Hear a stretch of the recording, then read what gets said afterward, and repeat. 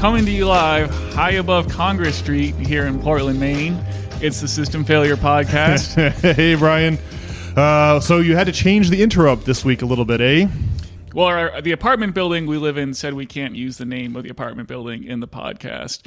And I'd like to think that it was due to our ideas being too shocking to grasp, but it sounds like maybe that's not the case. Well, we do.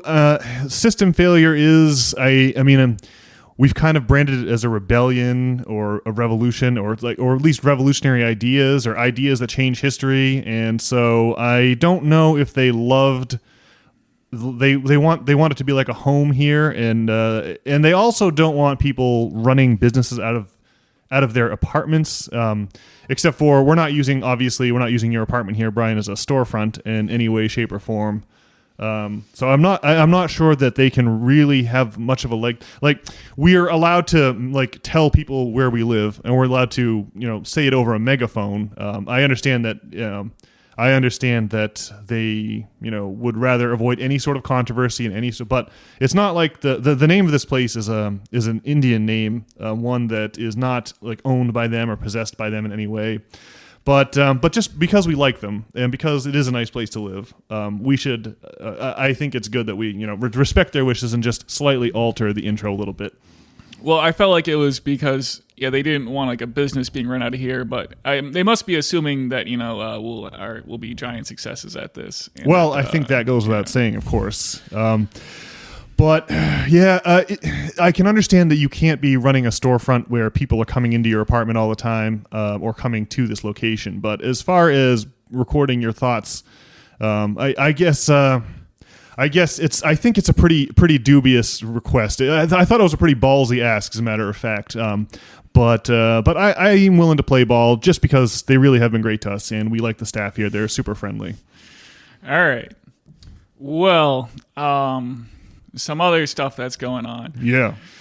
I just got back from Nashville, right? Yeah, we're recording this podcast later than usual. It's going to drop a few days later than it usually does, and that's all because you were gone down to Smashville to watch some sporting events, eh? Yeah. Well, I did go to the Titans game there against the Dirty Birds, and football in person is crazily exciting. Yeah. One thing that happened is, I was walking home late from, Broadway, where there's just bar after bar of honky tonk. Yeah, honky tonk row, yeah, buddy. And I'd had several tequila shots at this point, and I was going through. I hope it was Patron. It was something expensive. Not Rotgut. The bartender was not kind on the tab. Although, Rotgut wouldn't have been any better. I would have paid the bill with my soul rather than my wallet. So I guess it's for the best. But one thing that happened is, I was walking back late at night, and there's just kind of this music circle. The Airbnb I was staying there is just off of that.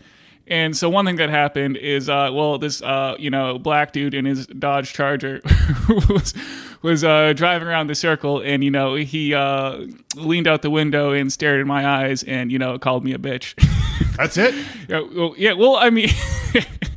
I just thought it was funny. Why would he say that about me? I'm just walking home from the bars hammered drunk.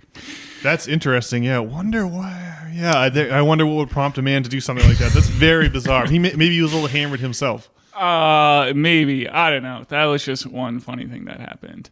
But anyway, I guess having traveled now, I guess I do recommend travel. You're always jet setting around the globe. Yeah. And it seems like it treats you pretty well. And, I think that Nashville, besides the football and hockey game, I guess I'm just not that into country music. It is cool that they have Google Fiber down there, so you can get really good internet for $70 a month. But I'm not really into country music, and I guess I don't get that excited about going to these honky-tonk bars with cacophonous country music. But nonetheless, still going to Nashville, though, seems it was crazily worthwhile. And, Did you check out the replica of the Parthenon they've got down there in downtown Nashville? Yeah, it's in Centennial Park. It is a pretty towering monument. And, when I was looking at it, I was thinking that the real thing would probably be more interesting, but it does have some nice, Greek nudes at the top. You can see some carefully sculpted wang. Yeah. Well, you're going to have your main man Dionysus up there on the the Parthenon, and as well as all the other Greek gods. I guess the frieze that surrounds the Parthenon at the roof level is some depiction of a mythical battle between the gods and the centaur army. So I think that's what a good chunk of those friezes represent. But they also have all the big guys and the Greek pantheon up there too. So wait, why were the gods battling the centaurs? Well, I shouldn't have brought it up because I can't quite remember the story properly. But I think the story goes that the centaurs captured somebody or took someone captive, and that started an armed conflict between between the centaurs and the gods. I don't know. What I'll have to do, I suppose, is refresh my memory and get back to it on the next pod. Well, so you're unsure then if it's some kind of metaphor for like the agricultural revolution or doing mushrooms. Well, the Parthenon itself went up after Eleusis was already established as a thing, and after Cleisthenes brought democracy to Athens. But I think with the Parthenon, I'll echo Christopher Hitchens, the immortal Christopher Hitchens. He always admired the Parthenon because it's unlike most of the other wonders of the ancient world, it's not a testament to someone's ego. And by the way, we can get into some Graham Hancock about what the pyramids really are. But according to common sense or according to the established ideas, and the pyramids are just the Great Pyramid of Giza is a massive monument to the ego of the pharaoh Khufu, right? But the Parthenon, by contrast, that idea is not about one person's ego, but about what you can manifest when people come together and build as a democracy. Now, there's an old stele that has all of the public expenses associated with the construction of the Parthenon that I think they have at the Parthenon Museum there, just to the south slope of the Acropolis in Athens, which is a hell of a museum. It's very new. It's only like a decade old, maybe. It's a great museum. It's floating over an active archaeological site, so you literally look down to the floor and can see them digging up I think it's an old Roman settlement that they're excavating there underneath the Parthenon Museum. And the best part about the Parthenon Museum is at the top floor, the Parthenon that stands is like a replica. A lot of the stones got stolen by the Scottish man by the name of Lord Elgin, the Elgin marbles they called them, during the colonial period when the British controlled Egypt because they wanted to control the Suez Canal. That's Egypt. I was thinking of of Cleopatra's Needle and other Egyptian artifacts that fill the British Museum. But another example is a lot of the original marble from the Parthenon is there too. But they've got a lot of the original pieces still, at least still there in Athens, and they've arranged them all so that you can really get up close and see the statues that adorn the reliefs that adorn the roof line. And they have it laid out in such a way that you can see the Parthenon out the window, and then you can walk around and actually get a really up close look at all the original stones where they would have been relative to where the original columns are. So you can really get a sense of the thing. But anyhow, the stele, I think, is in that museum that lists all of the public expenses that went into the construction of the Parthenon, and so it's really it's ultimately a monument to the triumph of coming together and working as a team versus a top-down imposition of ego, which so many of the other wonders of the world are testaments to. So anyway, that's why I wanted to ask if you had checked out the Parthenon replica down there in Smashville. I see. Well, that is a fascinating monument. It's just a monument to human greatness itself. Yeah. There's also a lot of optical illusions involved with the construction. Like they try to make it appear more symmetrical or more like they rather than having it, there's like it's like curved slightly so that it looks straight by the naked eye, but it's actually curved. But anyhow, what I should do is refresh my memory on the Parthenon, and we can talk more about it on the next pod. So I can be more specific, but that's pretty cool. I mean, that would definitely be one of my top sites to see down there in Nashville. Well, anyway, I just do recommend to travel, and so I think if you struggle, well, if you have the anxiety, right, it's like you're like in survival mode all the time, right, and it's good to do something that's sort of, I don't know, necessarily. Well, if you're just in the day-to-day grind, like maybe you have to pay rent or student loan debt, or for whatever reason, I mean, just having it be your mission every day to like spend as little money as possible and just try to save up money for the future, it's just an extremely like soul-crushing prospect, I guess. And so I guess what I recommend, now that I'm a jet setter, now that I went on, one vacation, is, well, you definitely you want to, when you spend money, you want to spend it all in like one place or buy something big. Like the more money you spend into something, the more resale value it's going to have later. Although I guess a vacation doesn't really have resale value, but like if you have the anxiety though, I mean, what I'd recommend is, grinding. You got to like grind. That's like the nature of like modern life in America. But I mean, you got to be like saving up for some kind of trip. You got to like be saving your shekels for like something in the future. And then that gives you, I don't know, the motivation to keep grinding. And then you get to do the thing rather than, I don't know, just, I feel like I was in the aimless abyss of just grinding towards some unknown end for like since college, so I don't know, like 15 years. Yeah, it lends a little meaning to the old enterprise, huh? And you can't put a price on that because you have to have some star you're navigating towards, or what is the point of going to work every day and suffering under the cruel lash of the man? I love traveling because, especially when you go to a different culture, but even just a different location within your same culture. It's going to be a slightly different culture, but at least you'll still speak the language. But if you go to somewhere where you don't even know how to like go to the bathroom, you're really like a helpless toddler. You're like reduced. You have to tear your whole personality down to the studs and then rebuild it. And it's quite a psychedelic experience. It's really refreshing because you get out of the groove that you have been that you've worn into your life over such a long period of time.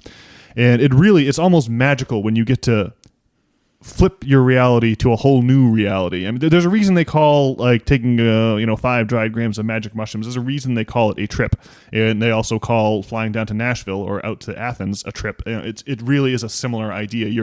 You like, novelty is the great currency of creation and not just of civilization, but of like the cosmos itself. And that's something we'll have to talk about in future pods. Yeah, but yeah, it's really valuable. It's refreshing in a deeply fundamental way. Well, you're sort of reborn in a new place, and glorious novelty. I mean, just as you get older, it's just harder and harder to find. And obviously, an easy way to get it is to change your locale. Yeah, yep, yeah. I had a good buddy who was once waxing poetic about. I think he was talking about the 3rd season of this new Star Trek series called Picard, based on Star Trek: The Next Generation, and the punchline is that the Enterprise discovered what they think is like a gaseous nebula, but it turns out to be a living organism, and they're just it almost brings like a tear to your eye, or at least it did when my buddy was describing it to me. The value of civilization, the value of exploration to civilization, and which is really about the value of novelty. There's something about novelty that is what the cosmos is really about. When you think about the Big Bang, and then you think of billions of years of nothing but plasma. You think of all this time of nothing but plasma, then billions of years when there's nothing but hydrogen atoms, then the first 2 hydrogen atoms. At the core, all these hydrogen atoms coalesce into a star, and at the core of that star, you get your first nuclear fusion, and it fuses 2 hydrogen atoms into helium atoms, and then that star, and then you have all of this novelty that takes billions of years to create the whole periodic table from hydrogen to helium on down the whole thing, and then you get our solar system. Our star is one of these medium-sized stars that's just converting hydrogen to helium at its core. And that star itself comes from a much bigger star that produced much more complex elements at its core that went supernova. And so out of that accretion disk forms our solar system, which itself has an accretion disk. And out of that accretion disk, you get the planets orbiting our smaller star. And then on our planet, you get water. And then in that water, you get life and the beginnings of biological chemistry. And now you get a much faster source of new novelty that takes much less time. You're talking about hundreds of millions of years now instead of billions for evolution to carry out. And then at some point you get creatures who are somewhat self-aware, humans, somewhat like we're clearly halfway between rough beasts and angels. We're some lumpen middle form in between those two. But it really seems like I think it's indisputable that the novelty in basic chemistry is still going on, and the novelty in organic chemistry is still going on over the course of millions of years, whereas it's billions for basic chemistry. And then there's evolution giving rise to new forms over thousands of years or hundreds of thousands of years. And all that's still going on at their slow glacial paces. But now we have the human mind being the source of novelty in our current day and age, and that you got to think of epigenetic things like language or dance or whatever the thing, human mind, music, sculpture, whatever it is. That is really the frontier of novelty, the creativity. Like the human mind is the locus of novelty, and that novelty is happening at a faster and faster and faster rate. If you were a 12th century French farmer, you might see one technological improvement over your whole life, but you and I, Brian, are now old enough to remember what life was like prior to the cell phone. Like the iPhone has revolutionized everyone's lives in living memory now, and the pace of innovation is speeding up still faster and faster and faster. There's an exponential curve here to the introduction of novelty, and so that's what I think. That's also part of the value of traveling, to which you have alluded.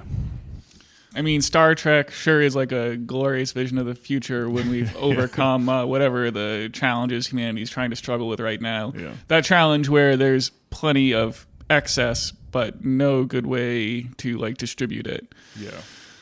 Yeah, it's like we are, like I said, lumpen middle forms, and our society we live in is also a lumpen middle form. It's a damn sight better than it would have been, living under like Sargon of Akkad, back in the day. But we still have a lot of issues, and namely that, and part of the problem is that we have all of this excess, but people's work weeks, or like the length of the amount of time people's working, is not the amount of time we all have to work.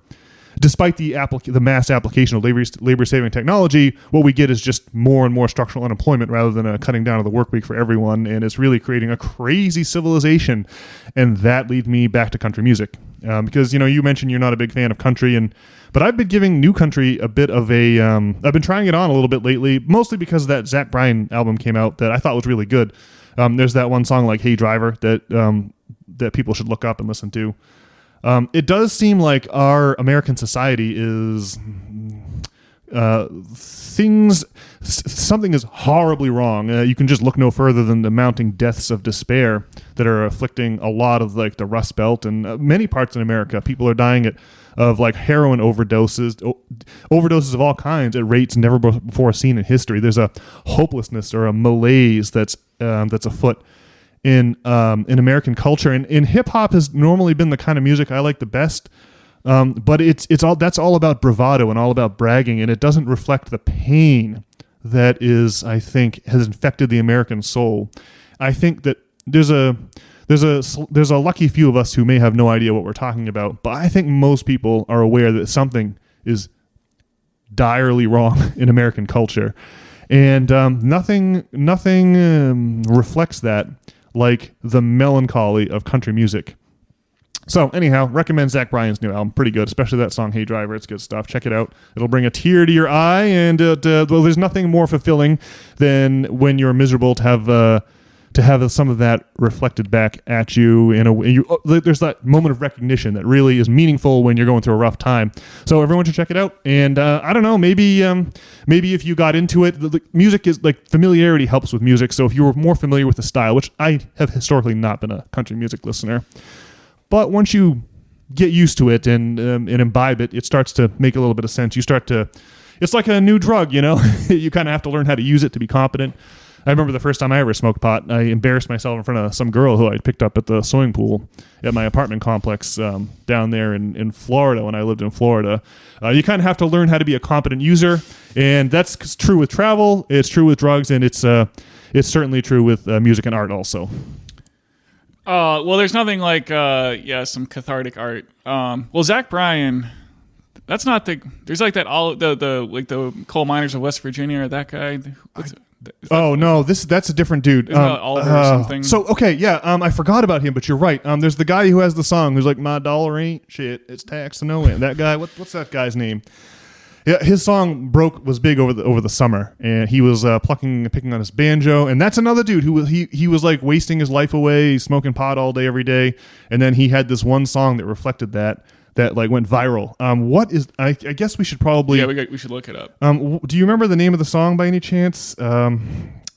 Let's see here. I mean, if you just search like country singer Joe Rogan, that'll probably get his name. Or I'm pretty sure it's like Oliver something. Oliver, yeah, that's it.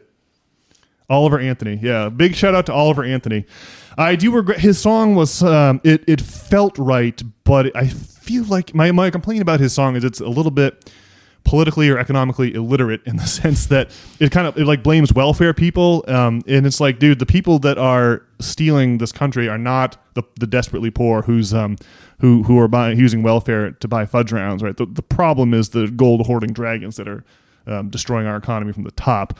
And there's just there's no touching on that in his song at all. But man, was it enjoyable to hear him pick and play at that banjo and just pour his heart out. He has a couple other good songs I looked at over the summer too. Yeah, well, he does a good job of getting that the melancholy pain into his country twang that you talked about. His voice, like the country, like all good country music, his voice breaks at the right time. You know, yeah. You know, it's like, yeah, that's how I feel too, man. So yeah, yeah.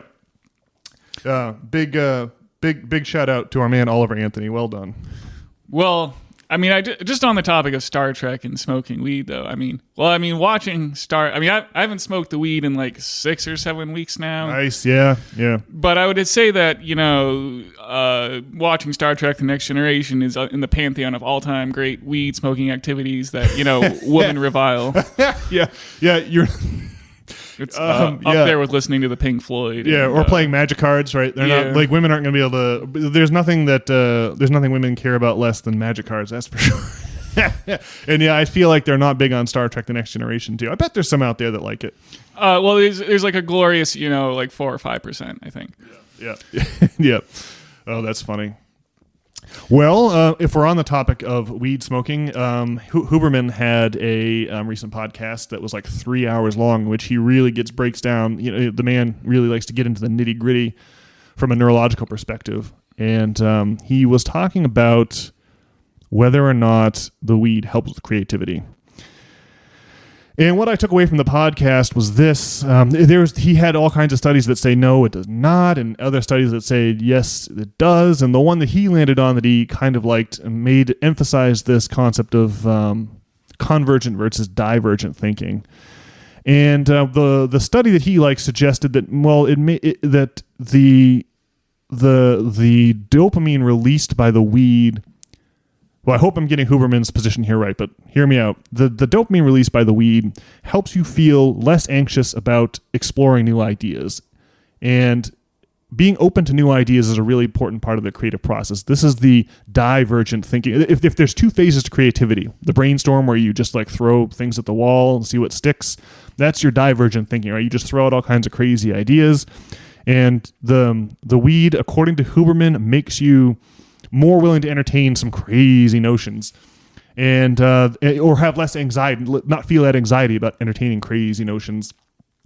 And that this can help you with your divergent thinking, but then you have to come around and pick up the pieces and put it all back together and create things that make sense that you can then communicate to other people. That's your divergent thinking, where now you're organizing things into a way that's a vessel that you can, like I say, communicate to others.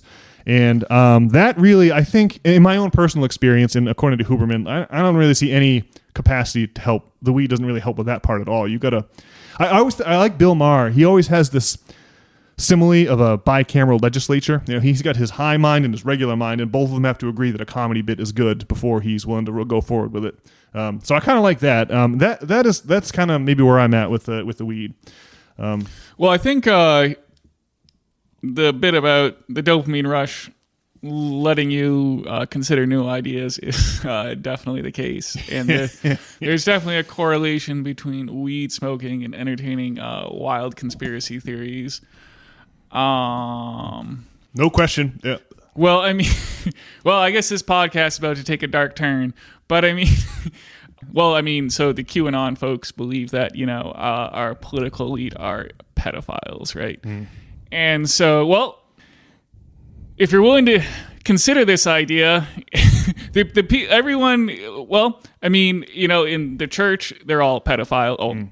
There's a lot of pedophilia.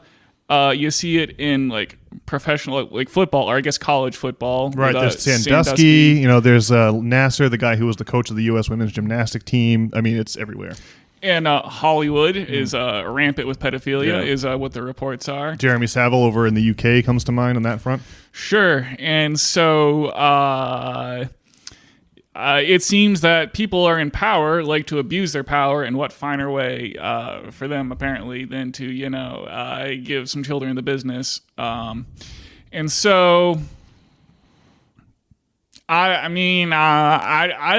don't know. Probably some politicians, at least, it would seem plausible to imagine. Former Republican Speaker of the House, Dennis Hastert, who was Speaker of the House during the Bush era, who I remember this guy, is in jail for the rest of his life for pedophilia. You will not see that a lot of that discussed in the newspaper, but that is readily available information on Wikipedia or anywhere else on the internet. Well, and this whole Epstein thing just happened. Yeah. So, yeah.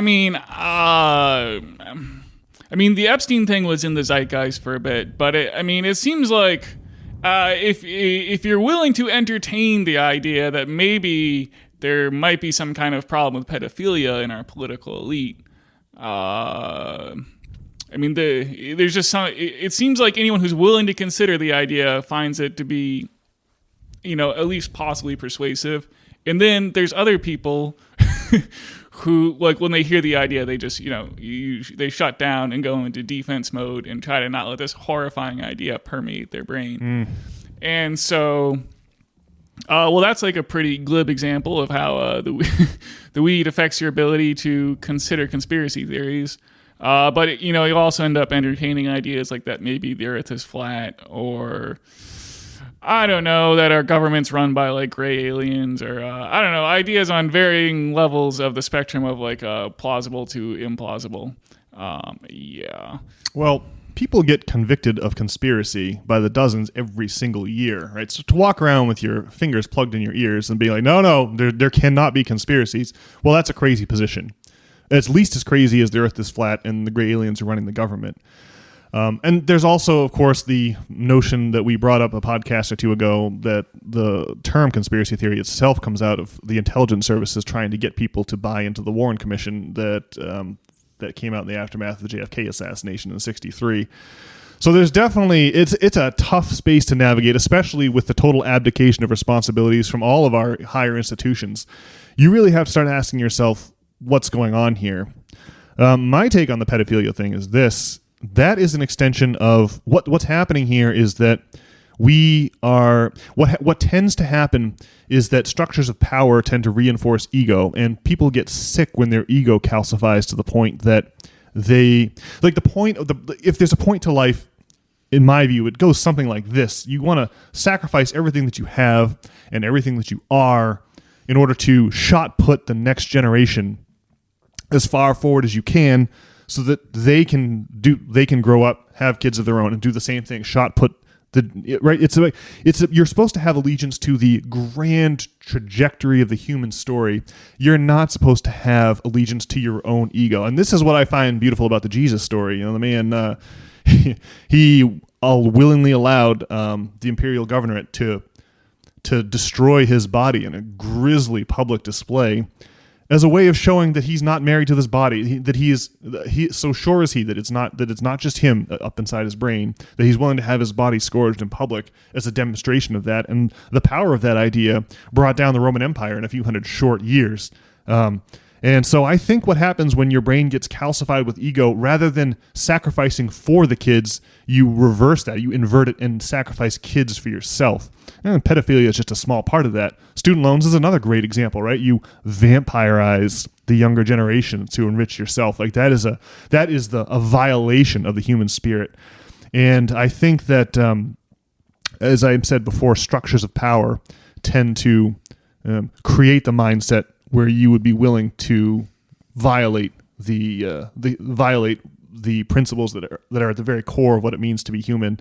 And so I think that's what the stories of pedophilia really are. And man, when I was younger, I really assumed that pedophiles would be few and far between. Once in a while there might be one, but it's like every single major pillar of society, every single hierarchy, in other words, by the time people get to the top of that hierarchy, their ego is in such a state that it seems like pedophiles run every major organization. You name it, pedophiles run it. It's just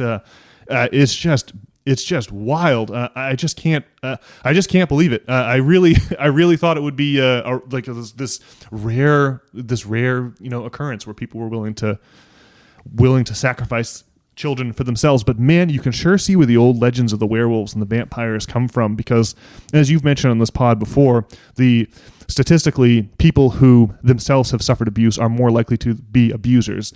And so once you get the bite of the vampire or the bite of the werewolf, you become the thing that made you. You're like doomed to become the thing that made you.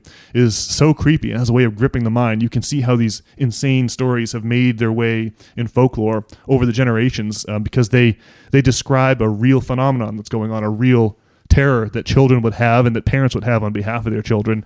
And man, the werewolves and vampires sure seem like they're out in force to an extent I never could have imagined in my younger self. Well, I mean, it does seem like our society is spectacularly ill. And yeah, I mean, however you feel about the issue of pedophilia, yeah, I would think you have to agree that it's not just like, once in a blue moon that this happens. I mean, it seems like there's like a real problem. And well, I mean, if you just look at how sick, we are, and like what we do to our children just with student loan debt. Obviously, like, we're not well, and people don't seem well, and there's obviously there's problems. And so well, I mean, conspiracy theories, we're kind of like in this post-truth world now, and so like, if you're just like on the regular, political left, you've got these conspiracy theories about like Donald Trump being this, Russian plant, an agent of Moscow. Yeah, and the Russians flipped the 2016 election against Hillary, and then if you're on the political right, you're not concerned about that at all. And then you're concerned about, ballots being stuffed for Joe Biden in 2020. And I don't know if there's like a conspiracy left take on the vaccines, I guess. But I mean, obviously, I thought vaccine conspiracies were originally only on the left. It wasn't until COVID that the right got on board that bandwagon. Well, that is true. There's all these tweets from people like talking about how they wouldn't take Donald Trump's vaccine. And they took the vaccine after the fact. Well, that was like, you have to really admire that kind of disinformation tactic where they got both sides to switch their position. Like, we're just at an insane era of misinformation, or I don't know if like, well, I'd say we're in like a post-truth world, or just truth like correlates to power, and whoever has the power like gets to define the truth for so many people. Yeah. Well, that's my compass. That's how I navigate the fog, right? If someone's telling you something that's going to turn you against other working class people, it's like almost a guarantee that this has been dispatched from the halls of power to keep the poors arguing with each other, so that the poors don't team up, so that the pitchfork team and the torch team don't unite and turn on the people living in the castle, right? That's so. Anytime there's something that something that amplifies the left-right debate, or something that makes the left or the right, it makes half of us seem crazy to the other half, I mean, that's almost sure to be some kind of diversionary tactic.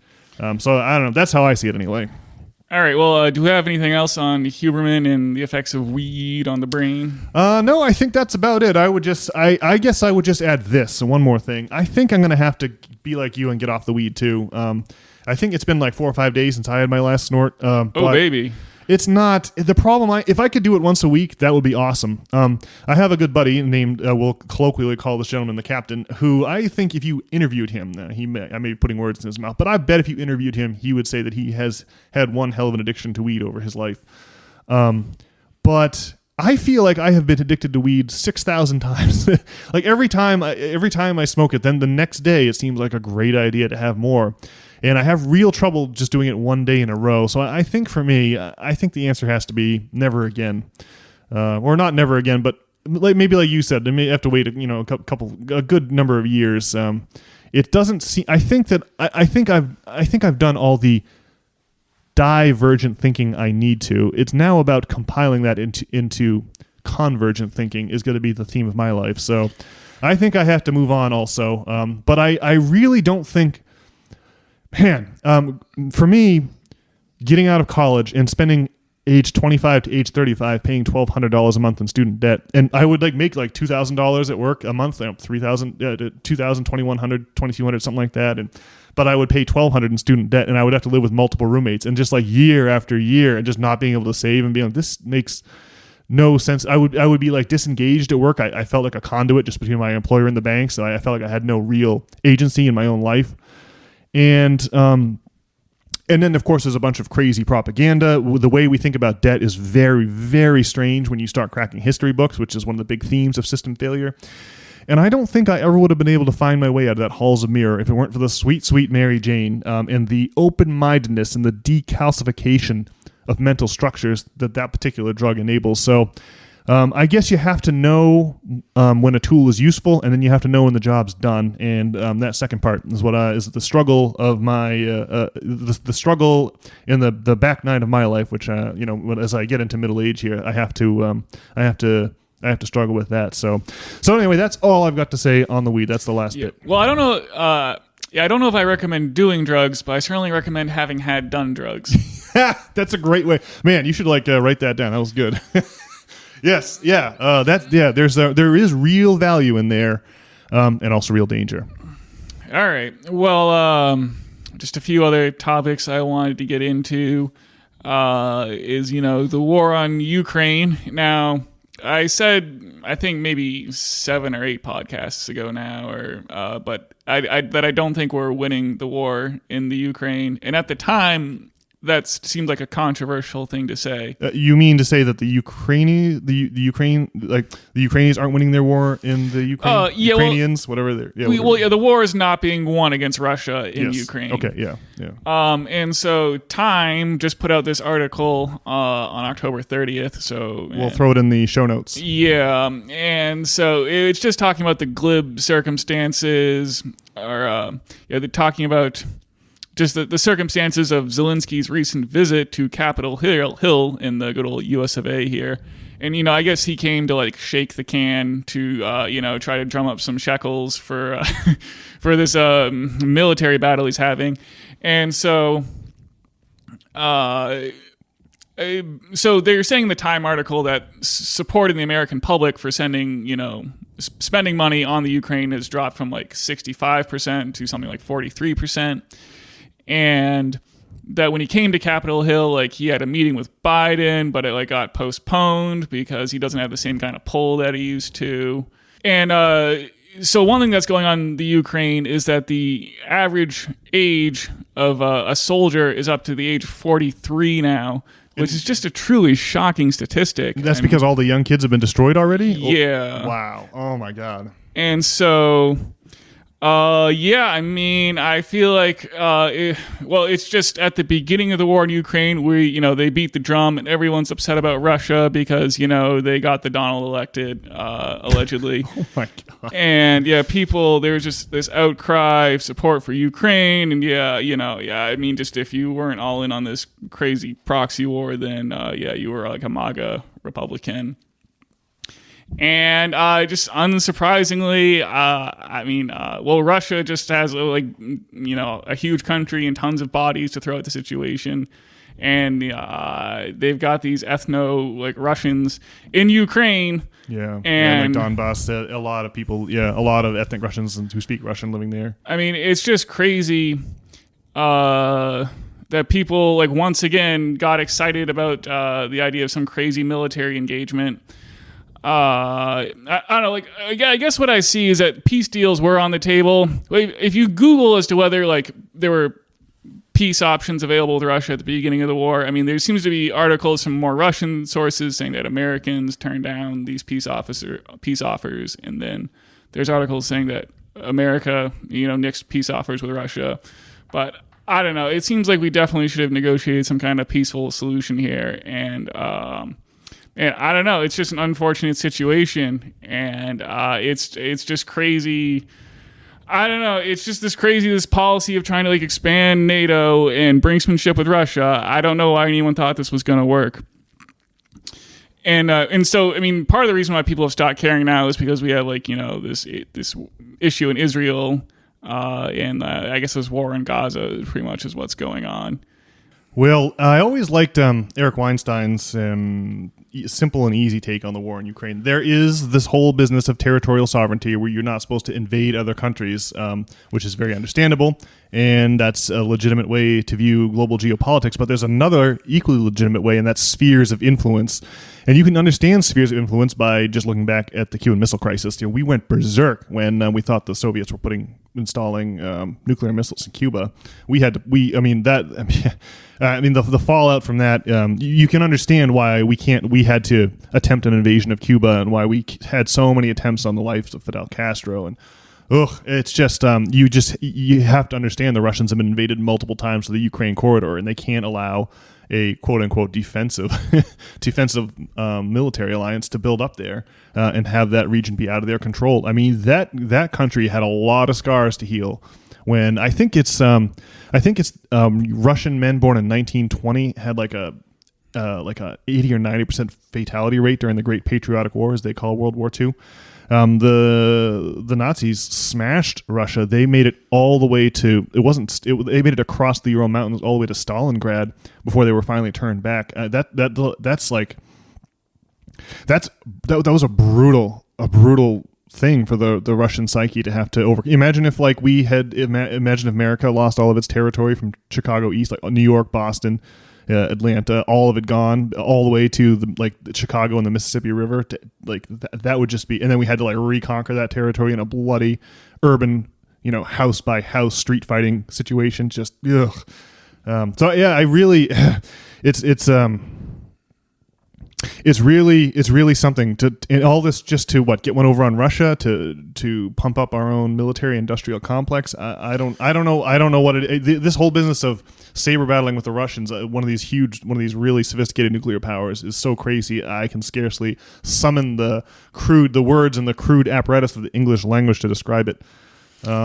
We just have this long history in Ukraine. It goes back to at least 2012, and there's just a lot of involvement. Well, the whole business when the Donald was getting impeached is because he was asking the Ukraine Attorney General or equivalent thereof to look into what's going on with the dealings with Hunter Biden. And people just wanted to imagine that Ukraine was this bastion of freedom rather than some kind of Russia light where, there's just all kinds of corrupt goings-ons.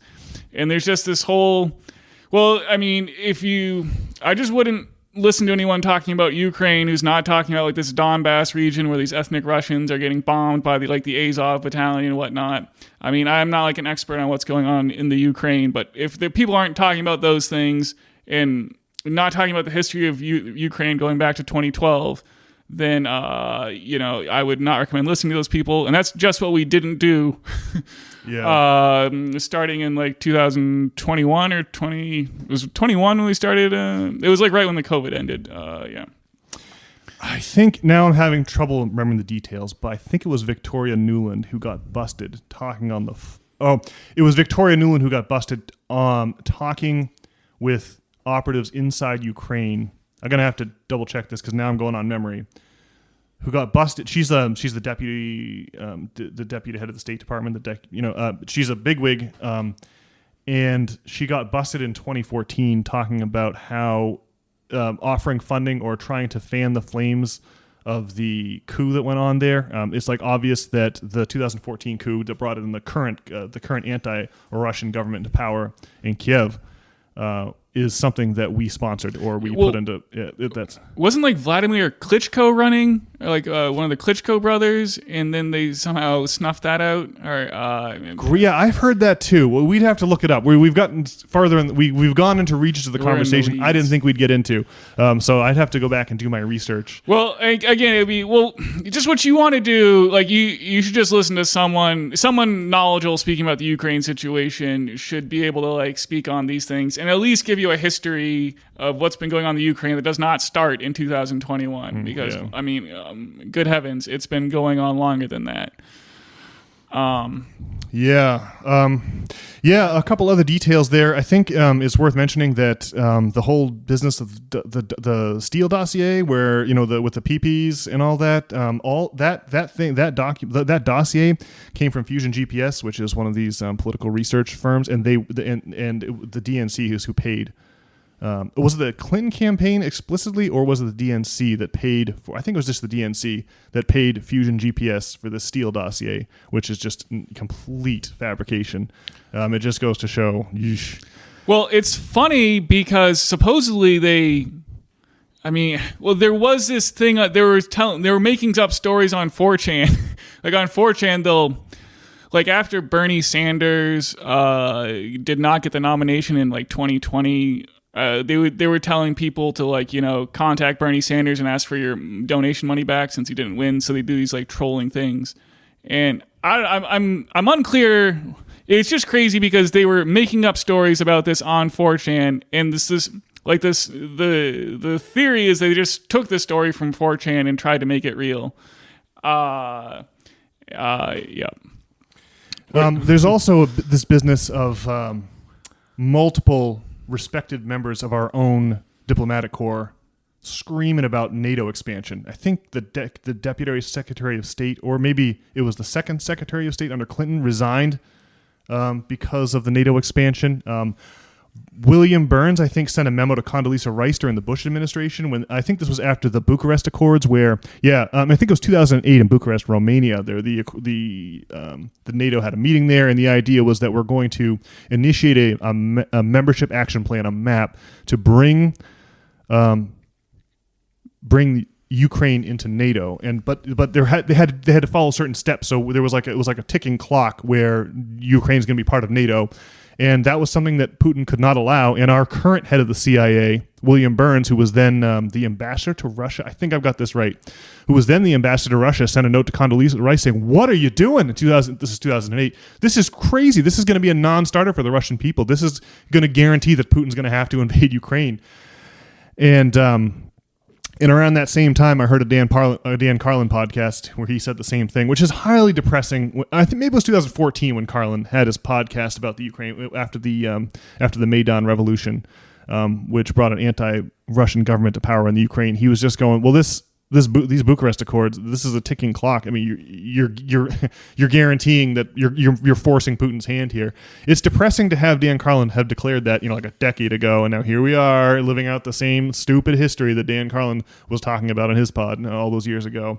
It's just like, wow. I mean, to hear it called and then to watch it happen, well, it tells you who's paying attention or who's not corrupt, who's not being paid by the machine to give Dan Carlin's opinion turned out to be clairvoyant or prophetic, dare I say. Well, if you're cynical about the nature of America, it's all easy to predict. There's also George Kennan, who was an old school U.S. diplomat. This is the man that thought he came up with the containment policy of containing communism in the early 50s, led to the police action in Korea. And as a crusty old dude, he gave some fiery interview with, who was it? Someone like Bryant Gumbel or someone like that in the late 90s. And the dude was just apoplectic because he was like, what are you? Because the deal we had with the Russians was the Russians are going to remove hundreds of thousands of troops from West Germany and allow German reunification in 91, 90, 89, which year? I can't remember. 89 was the fall of the Berlin Wall, and the subsequent reunification of Germany.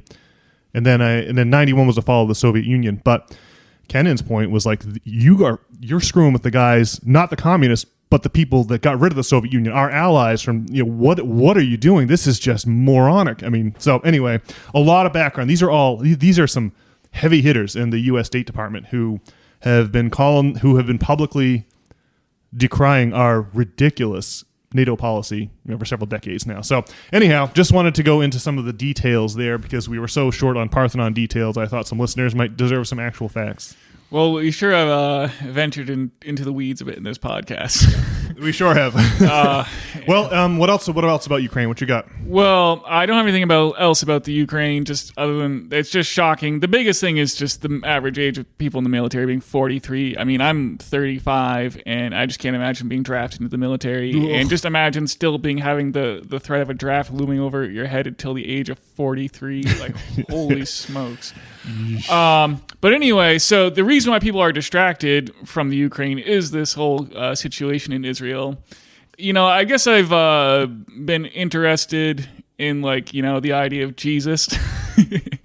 And like John Lennon did a lot of wondering about Jesus. They put him on the cover of Sgt. Pepper's Lonely Hearts Band cover, And was he dressed as Jesus in that, or I thought they were all dead military outfits on the Sgt. Pepper's cover? No, they just have a whole bunch of guests on the cover. They got I see. There's a whole crowd of cardboard cutouts. Got it. Yeah. Yeah, and I mean, I think I've just heard John Lennon pondering about Jesus, and lots of people are interested in Jesus. In any case, I feel like it's all about to pay off with this crazy war in the Middle East because we haven't had a good old fashioned war over the Holy Land. Oh my God! In some time, and war in the Holy Land accompanies the return of Jesus.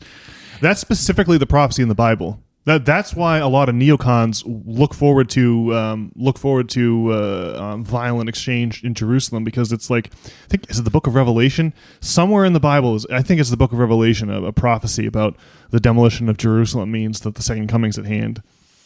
Well, I mean, I guess the big question about Jesus would be was Jesus just some highly competent person? Maybe he was really good in the ways of meditation and some such, and he's just a super competent person who spreads all kinds of peace and happiness, and then the government has to crack down on him and he gets murdered, but so great was he that they spread rumors about his resurrection, and the whole thing is a giant conflagration for the Roman government, and ultimately he gets co-opted like we've talked about. It's like Martin Luther King having a statue in Washington D.C. and on our postage stamps, but he was trying to bring down the machine. It's interesting how the Borg kind of assimilate people. Sure. So, or is it the case that, Jesus is actually sent by God, and, every once in a while, God himself, embodies a human being somehow and, comes down to rock our world. I mean, I guess it seems far-fetched, but it is funny or peculiar that the way that we have this affinity for the Holy Land as a people. I mean, we're an extension of the Abrahamic tradition. I mean, we're not Jews or or even really Christians per se.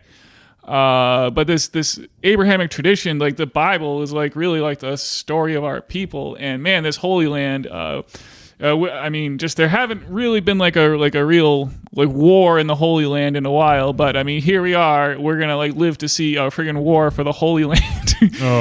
And man, I mean, I don't know. This could really be our big moment on the System Failure podcast. If Jesus actually comes back or something like that. We'll be like we told you.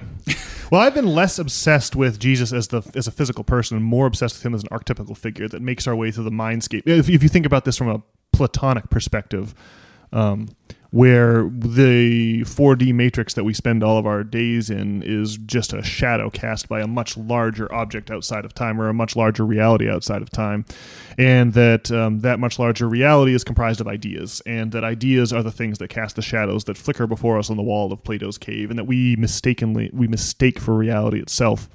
And so I wonder if Jesus does he really even need a fleshy form? Probably not. Or the idea of Jesus is more than enough to. He has so many similarities with Dionysus and with Bacchus and with the fertility cult at Eleusis that I really wonder if it's not that it's metaphorical, but if it's archetypical.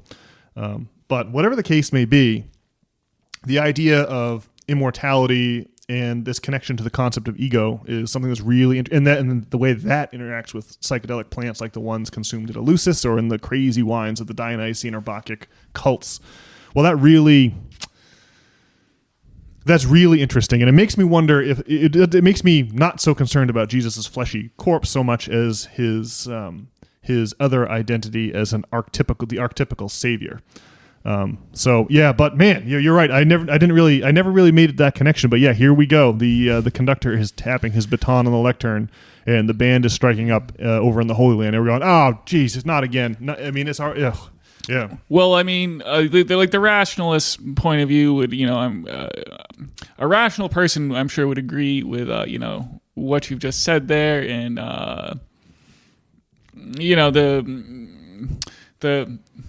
the cave from Plato and whatnot, and probably, Jesus isn't like actually some kind of manifestation of God. Although I think if we are just over obsessed with the shadows on the wall, and that really, we want to step out into like that world of ideas or whatever. Well, that kind of reality, I think, some kind of glitch in the Matrix type thing sort of seems more plausible, because just the superficiality of the shadows on the wall really aren't aren't what's in charge. It's something of a higher order. Perfect. And yeah. I don't know, man. I just feel like I can feel the draw of this prophecy. I don't know. Why am I like alive here now? Right? We're just like in this crazy moment. People have really been like stretched as thin as they can be, and I don't know, maybe I'm here alive, and maybe if you're here listening to this and there's like actually a soul inside of your body, maybe you're here to bear witness to like this crazy like prophecy maybe that's why we chose to be incarnated at this time, or it's certainly possible. I kind of thought you were going into UFO territory, sentence 2 back there when you talk how do you wake up the prisoners who are chained inside Plato's cave watching the shadow show on the wall, right? You have the shadows represent something that cannot possibly be. And for the denizens of the Roman Empire, that would be a resurrection, right? The things that, but for us, maybe it's the UFOs, the thing that makes it proves that the authorities have no idea what they're talking about. Man. Yeah, well, what if you saw something that could not possibly be? Yeah, you'd be like, that would be crazy. Yeah. So that would you would say that would make you instantly wake up from the Matrix and go, oh, this is all a stage act, right? I think is what's at hand here. The lights in the sky are back. See, that is kind of the thing about the mushroom experience, right? Is you start witnessing something that can't possibly be, right? Yes. Yeah. And so, it's like that flavor of thing. And it is crazy. Like the whole UFO phenomenon's going on at the same time as another log in the fire. And the lights are in the sky at just the moment when the war drums are beating in the Holy Land. Oh, geez. What is going on? Yeah. Yeah. So I don't know. Like maybe I'll just start living like a normal, maybe we'll get rich off this podcast, and, we'll change. We'll be like, maybe the rich aren't so bad or whatever. We'll get bought off, and we'll forget about the war in the Middle East and the UFOs in the sky. I don't know. Maybe we're gonna, bear witness to this prophecy and spread the good word, declare what's to be true, even though the devil will try to stop us. Well, dude, I reckon you'd have to sell a lot of MeUndies to make it into the Illuminati. Probably. Yeah. But yeah, the experience of magic mushrooms is really instructive, and this is why people said they were saved after they went to Eleusis. They would come away from the experience saying that they were saved and they'd achieved immortality. It's the experience of magic mushrooms is really like if you went to a movie theater and you're watching the movie, and suddenly one of the characters on screen starts talking to you. Yes, hey Brian, hey, that's right, you're in the theater, but we're talking to you. We know that Brian has never really existed. It's always been an act you've been putting on, and that we know that there's multiple voices inside your head chatting. And when you go to the other room and you forget what you got up to go into the other room for, you say, "Wow, man, you're such an idiot," and then you're like, "Wait, who am I talking to?" The point is that we know that that the illusion of a unified personality that is Brian is completely an act. It's just a costume you're wearing. And we, the characters on stage, are talking to you in the audience. And you in the audience, you have to go, this movie is not...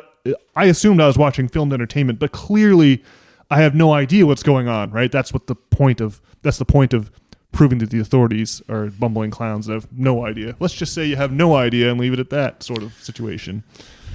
So that's why they call them magic, right? That's what the heart of magic. Yeah, well, really, yeah. I mean, that religious experience, it is when you're witnessing something that can't possibly be real, right? Yeah. And I mean, I guess just speaking of watching film, I mean, 2001: A Space Odyssey, right? Well, there's just I don't know if you've had the experience of watching 2001: A Space Odyssey and it feeling like a religious experience, but it's happened to me. I was high on the weed when it happened, but the thing, like, there's the end of 2001: A Space Odyssey when he goes through the wormhole and then he starts seeing all the crazy colors, and then he's like in some room afterwards, right? Yeah. You're familiar with this? And he's time is demolished, so he's simultaneously young and old at the same time. Yeah, and there's something about that. I mean, the Stanley Kubrick is obviously limited by the form of the medium of film. But, I mean, there's just something about that seems so... I mean, there's 2001: A Space Odyssey. It is like the story of humankind. I mean, you get like the monkeys and then the obelisks, and they realize the ability of tools. And then it goes into this struggle against AI, right? That's what's happening on this spaceship, is like a battle against AI. And then on the other side, he goes through this wormhole, and I guess in the book it's more clearly stated out that he gets reborn as a star child. And but I don't know. There's just something about this story that's so I don't know. Like when I was watching, I couldn't believe what I was watching. That this is what the direction he had chosen to go. And, I mean, it is crazy. You hear the crazy, everyone knows the music from 2001: A Space Odyssey. Thus spoke Zarathustra. Isn't that the name of the... No, that's the name of Nietzsche's book. Thus spake Zarathustra. But isn't that also the name of the music? Man, I don't know. It is. I'm confusing too. I got to check it out. Well, at any rate, Stanley Kubrick has really figured out... he's really coded our DNA into some kind of story form that you're watching on the film. And man, just when I was watching it in college, Ratchet on the Weed, I just could not believe what I was watching. And that gets you that religious effect, which is crazy. And man, I don't know. It'll be crazy if it breaches into the real world and we're personally bearing witness to something that we can't believe is real. I don't know. It'd be really crazy if that's sort of the destiny of our lives. And I guess it's maybe a lot to expect. But on the other hand, we have the war for the Holy Land again. And man, there's just something about that Holy Land that drives us crazy as a people. And is our metronome. There's something about it. I don't know. You got to mix in the fact that our own Office of Naval Observatory and the Pentagon are acknowledging the existence of UFOs. Mix that exciting little tidbit into this cocktail of craziness, and you really have to throw your hands up and be like, all right, I guess let's just watch this movie and see where it's going, because whatever we expected, what we can say for sure is what we expected, at least to what I expected, what I was led to believe in school by the authorities and by our upbringing, is clearly not the case at all. So I just have to have an open mind. Yeah, well, the UFO business is crazy. And then, the mushrooms would also suggest that something is going on, because if you have that kind of experience, it's just unbelievable. I mean, and, once again, I think that doing mushrooms is pretty crazy, but, I'd recommend having done them once. Yeah, maybe once is not enough to. I don't know. Well, you're really doing something when you're doing the mushrooms. I think you really don't want to take it for granted that you're really taking a wrecking ball to the whole way that your system functions, and it puts you in a position where you can really bear witness to some crazy shit. Your ego is gone, right? And your ego. My contention is that your ego is time is a illusion created. Our ego is an illusion created by the way we perceive time. If you could see all of human history in the way that if you sit in the audience hall and listen to Beethoven's Ninth Symphony, you're stuck in each individual note with the rest of the audience in time, right? But if you look at Beethoven's Ninth Symphony, the sheet music, you can see the entire symphony all at once. And if you were to look at your own ancestry and your descendants, right, in yourself, sandwiched in between those two, as one big long continuum that you could behold all at once, versus having to only experience one day at a time, then your whole sense of self would be destroyed because you would see yourself as a continuity versus a single individual, right? It's just the thing that you think of as Brian is you only think of yourself as Brian because you're stuck on today, which is November the 2nd, 2023. And so having that washed away really feels like the curtains come up, and you really that's what gives rise to the feeling of magic, right? Psilocybin's a drug. It's a poison.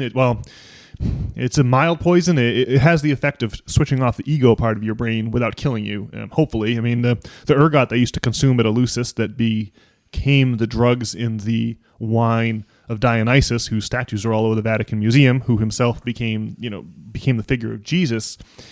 Well, though ergot would straight up kill you, you had to be really like it was a big secret how to mix up an ergot potion so it wouldn't kill the poor initiate who was drinking the thing. But that's where the magic comes from. You start to see, just like the man at the end of 2001, you start to see yourself as young and middle-aged and old and dead and the time before you were born and the time of your descendants all at once, like seeing the sheet music of Beethoven's Ninth Symphony at the same time that you're listening to the symphony. And that is what gives rise to the magic, I think. Well, I mean, definitely. I guess I think the more you do mushrooms, the more of a problem it is. Or, I mean, like your intentions, it's best to like not know what's going to happen or like not have any real idea, about what's about to happen to you. And like once you start like trying to like use mushrooms as like some kind of crazy self-medication, I really think you're setting yourself up for it. You still need to be able to relate to everyone else inside the matrix, right? You still have to go out and get food and relate to your family and work your interpersonal relationships and take care of your hygiene and get exercise, all those things. So you could definitely do it way too much, no question. Well, it's great to like bear witness to like the presence of God or whatever, but like mildly poisoning yourself to shut off your ego is like not like the solution to finding your way to this world beyond at least getting a grander conception of what might be going on. But it's not like this solution in and of itself, though. Yes, I agree. You're holding the sheet music right in your hand. You're holding a map now, and now you have to still go to where X marks the spot on the map, right, in your real life. And how do you do that? By sacrificing everything that you are for other people, be it children or others or whatever. So that, yes. So real fulfillment comes from the sacrifice on behalf of others, not from continuing to poison yourself to see the map. Right. And I think if you like lead like a depressing life and, you do the mushrooms and glimpse the glory of God or whatever, it's hard to go back to your regular life. And it makes you just want to get back to that thing. But your relationship to the mushrooms has then changed, though. And like I was saying, the solution to your life's woes is not to continue to try to kill your ego to have that vision. Yep, you're exactly right. You don't go once you realize that I am you and you are me. Pink Floyd quote. Once you have that realization, then you have to go out in the world and live it versus keep going back into the mushroom state to view that. Yes, I totally agree. Yeah. You're right. I guess specifically, I found it like really hard not to. Or that was like definitely a challenge for a while there. I was lost to some extent. Dang. You see, I don't have that issue. My last time eating mushrooms is December 2021. Maybe it was January 22. Maybe it was just into 22 over there in South Africa. I haven't touched them since, and they're readily available for me. But it's like it's a journey. It is a trip. It's like when you go to Nashville or when you go to another culture, like, and then you come home. It's such a relief to be home. You're like exhausted. You don't want to. I don't feel the compulsion to run and do it again. It really is. It's like a descent into hell and back. That's what it is. And you're not like. It's just like Dante's Inferno. You're not eager to go back to the starting point and do it all again. Or at least I'm not. But you're saying that you really felt compelled to. I feel like you have been compelled to go back to the well. You're on a good run now. But I'd say we were pretty adventurous about the mushrooms for a little period in our lives there. Well, you're right. Definitely. I made the mistake of trying to go back to the well for sure. But it's not like the weed where I feel a compulsion to do it the next day. You're like, oh hell no, I'm gonna go ahead and and Well, yeah. I mean, I think our experiences definitely are different, as you were saying. I mean, I definitely felt like ridden by like the anxiety and the depression, and I was hoping that the mushrooms would like, make clear like the solution. And so, well, again, it's good that I did them the first time, but it was hard to deal with this crazy world. And anyway, if you're struggling with the anxiety and the depression, what I would recommend is the earlier, taking trips to like anywhere, or spend some money on the future, and then like grind super hard. You got to have something you're grinding towards. Spend some money on the present, you're saying?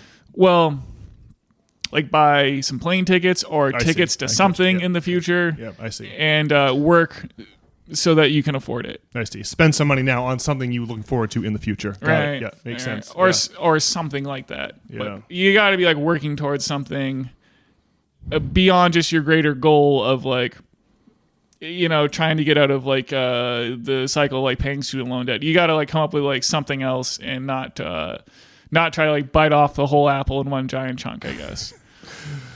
I think you're right. Okay. All right. Well, I guess that we'll probably leave it there, huh? Have we bent our listeners' ears enough this time around? I think you're probably right. We probably have. All right. Well, I guess we'll be back next week then, huh? Yeah, we'll be back next week with another exciting system failure podcast. I reckon we'll probably have this one out the normal time, probably on Thursday, whereas this one's going to be probably Friday or Saturday. Yeah. But that's all because Brian had to go on a little trip. So now that we've got him back, we'll get you this week's pod as soon as we can. And like I say, we'll be back to regularly scheduled next week. So we will see you all then. Take care. All right.